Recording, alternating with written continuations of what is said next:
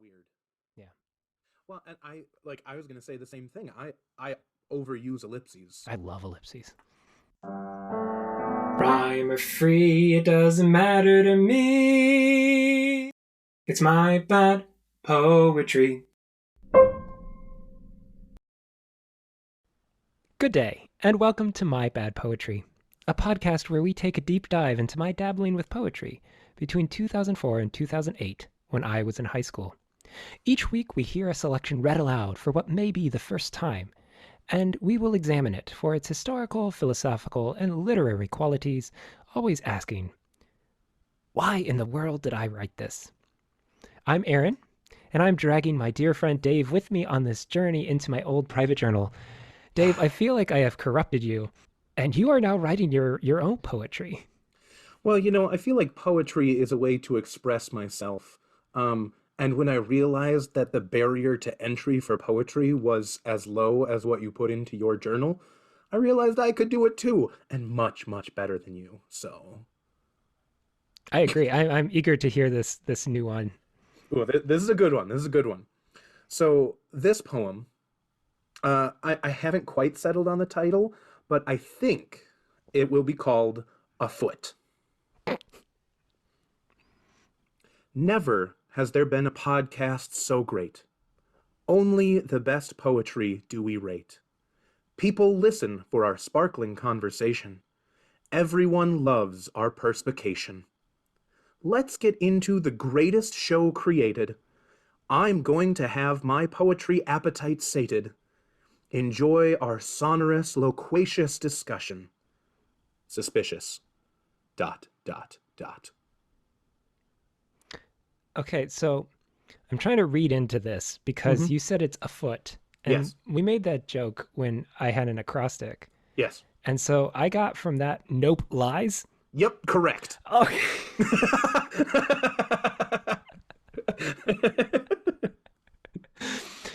So is your acrostic undermining your gloating? Yes. Oh, Yeah. yeah. I'm talking about how much I enjoy this podcast and this poetry, but the acrostic itself is nope, lies. Hmm. Well, I like it, Dave. That was Right? clever. I thought that one was fun. Well, moving on from Dave's much better poem, You're welcome. we will now hear the poem that I have to bring to the table, which is from December 5th, 2005. Comes in a group of three. It's the first Oh of my gosh. three poems. Obviously, I liked to write a lot in one sitting. Space out your creativity, man. I wish I did. Maybe they wouldn't be so repetitive in nature. This poem is titled, Why? Why must all life be a race? Greed and power corrupt an innocent heart. Why must I be denied all that I love?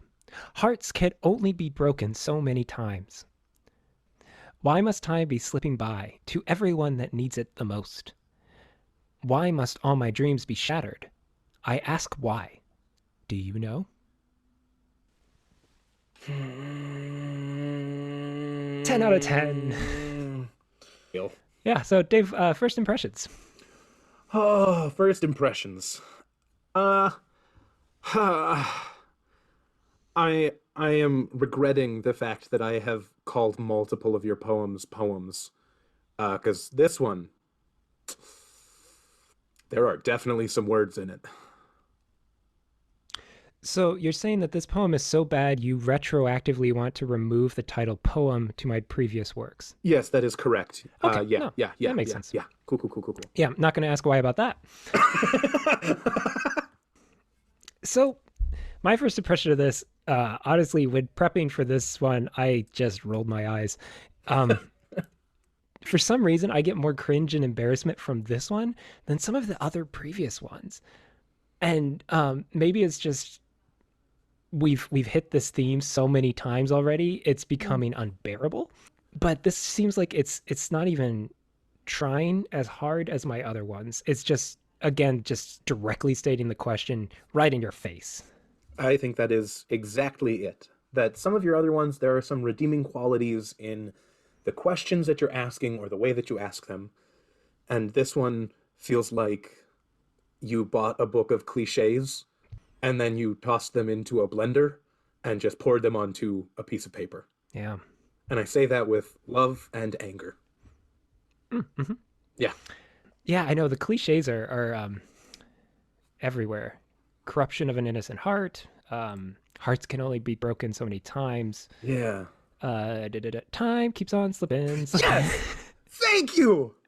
100% that's exactly where my mind went. That is totally where my mind went. And who sings that? That's I am fairly certain the only reason I know that song is because it was on the Space Jam soundtrack. Oh. So yeah, that line reminds me of Fly Like an Eagle, and I think Fly Like an Eagle was a UPS song and a UPS commercial. I'm wondering I don't know it by the Steve Miller Band. Oh. I know it by Seal.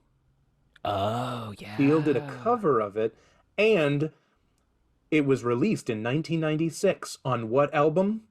Space Jam. There you go. Yeah, I'm pretty sure I had that cassette, because, I'm old. Well, either way, time keeps on slipping by, Dave. Fair enough. And it's only happens to everyone who needs it most? Yeah, I don't get that. No. Why must all my dreams be shattered? Wow, I'm just...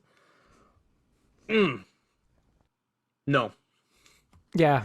So a theme that I see here, which we've talked about in two poems from 113005, or was that regret? Either way, the aggrieved entitlement that is going on in this poem, that line, why must I be denied all that I love, is just glaringly bad. Yeah.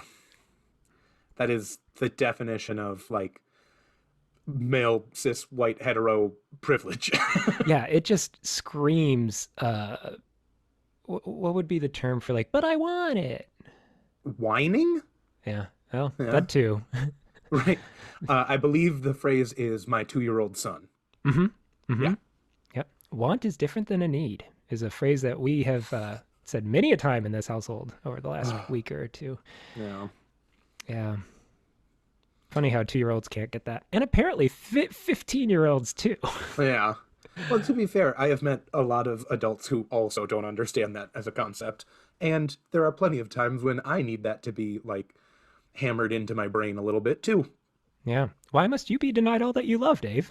Oh, for good reason. Also, why is there no question mark at the end of that line? Okay, so this is an interesting thing. In the original handwritten poem, I didn't include a question mark until the line, do you know? I actually like that a lot. Okay, what?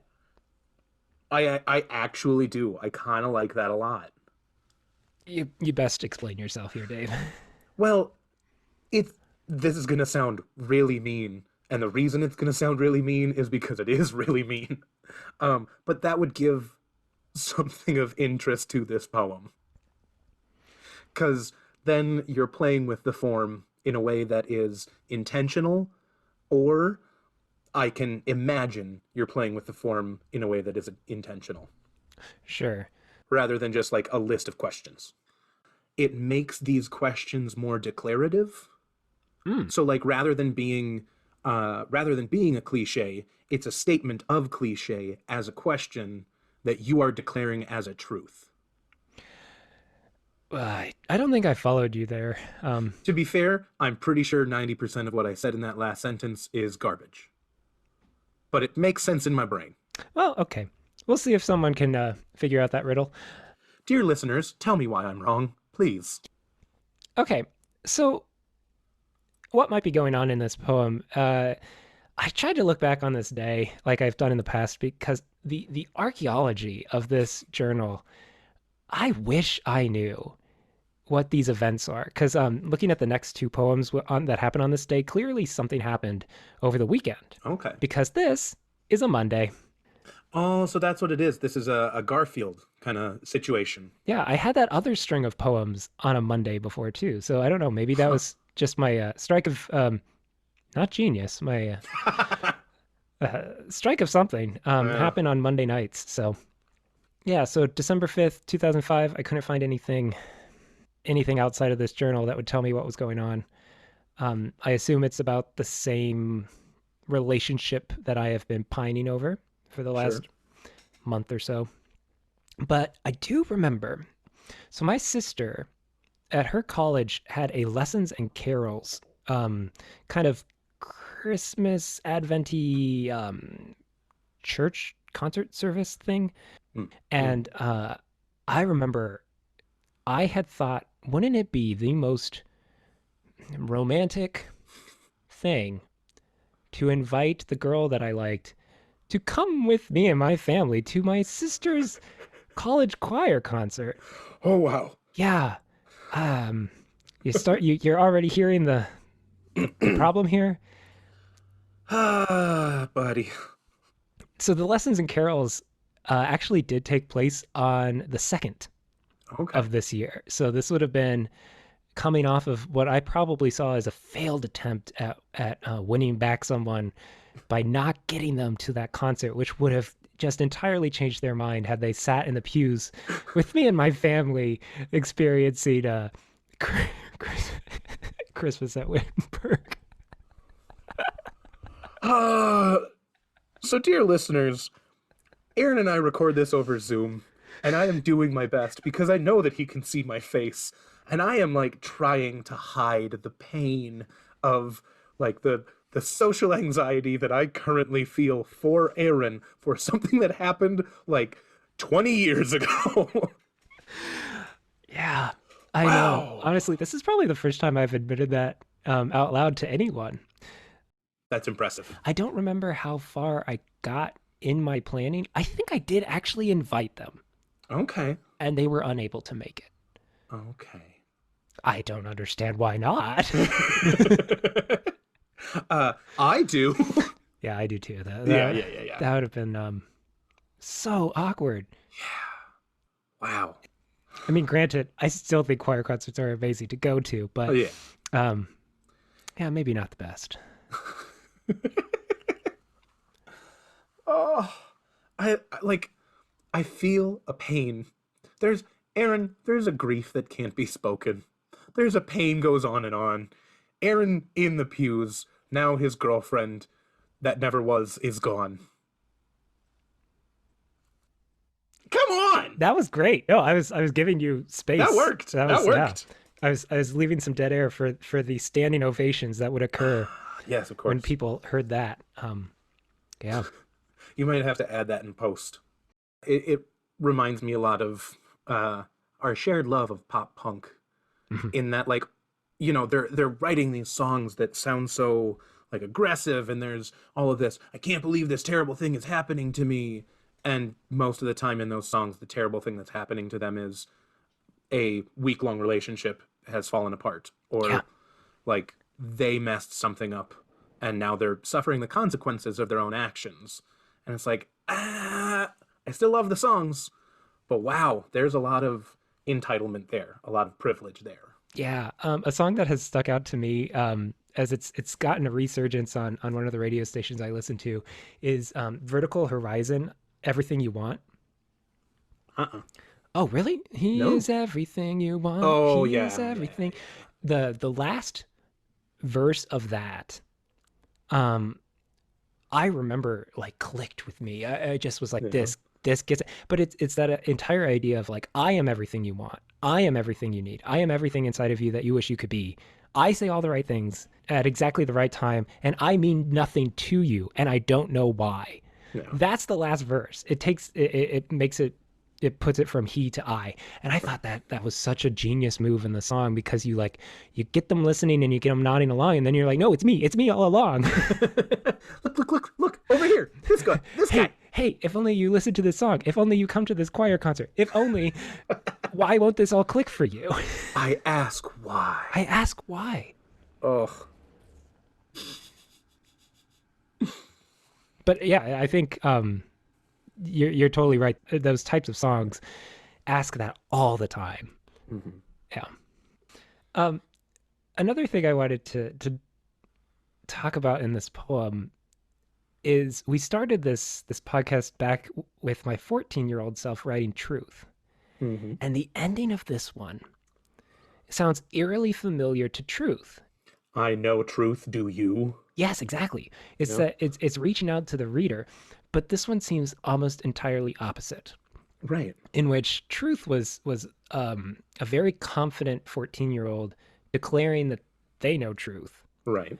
Why 1 year later is a very confused 15-year-old begging for truth. Hmm. And I find that fascinating. Right. I think you could pair those two together, uh, and kind of compare contrast where the disconnect is between being so assured of something but so unsure of something else. So I found a fun. I was trying to figure out if there was any way we could label this poem as like a type of poem, and I found an Okay. interesting term. There's a. Have you ever heard of a palinode? Is that like a palindrome, but like with nodules? No, no, not Oh, at all. okay. Then Okay. no, no, I haven't. So a palinode is like a recanting of a previous poem in a poem. Oh, So this feels a bit like a palinode to truth. hmm. It's not a direct one. I'm not saying I don't Right. know the truth anymore. I never did. But I'm one step from that. Mm-hmm. So I thought if we're gonna try and be somewhat of a poetry podcast, that's the poetry term for the day, a palinode. I like it. A palinode. Yeah. I kind of see it more as, in theological terms, we have this concept of a working theology, kind of knowing that we can't actually settle on answers. We can more so settle on directions to answers. Um, so I like the palinode angle of it, and I think that another way you can look at it is kind of that working theology or working philosophy of life. So rather than ask why, we ask the question on everyone's mind: good or garbage, Dave? When reading through this poem, I notice little hints of inspiration, not for poetry, not for introspection, not for epistemology, not for meaning, but for garbage. Because what I'm seeing here is the third to last line. Why must all my dreams be shattered? And I think that this poem is like a mirror that was very poorly hung on a wall and has now fallen and is in thousands and thousands of pieces. Mm-hmm. Irredeemable. Irredeemable. Okay, yeah. Yeah, that's where I'm at. A shattered mirror. Yeah. Misrepresentation of the reality when you look into it. And it might Poetry cut is you. meant to be a mirror to society, a way for us to understand ourselves through reinterpretation. And this is just a big old broken mirror. Well, we will end our time as we do every week now. Yeah, as we Yeah. do every week with our Words of a True Poet. This poem coming to us from Christina Rossetti. It is a poem titled The Thread of Life, and this is a selection from the first stanza. The irresponsive silence of the land, the irresponsive sounding of the sea, speak both one message of one sense to me. Aloof, aloof, we stand aloof, so stand. Thou too, aloof, bound with the flawless band. Of inner solitude we bind not thee, but who from thy self-chain shall set thee free? What heart shall touch thy heart, what hand thy hand? And I am sometimes proud and sometimes meek, and sometimes I remember days of old, when fellowship seemed not so far to seek, and all the world and I seemed much less cold, and at the rainbow's foot lay surely gold, and hope felt strong and life itself not weak. This has been My Bad Poetry. Now go write some of your own bad poetry. Yeah, we should do a podcast someday where we could actually like look at real words. That'll be like our reverse episodes, like when you're too busy to prepare for your terrible poetry, then I can find a good poem and we can talk about like the love poem of J.F. Prufrock or uh the Hamlet. Let's do like the Hamlet second soliloquy rather than the fourth soliloquy that everybody knows. You know, all that good stuff. Yeah. Rhyme free doesn't matter to me.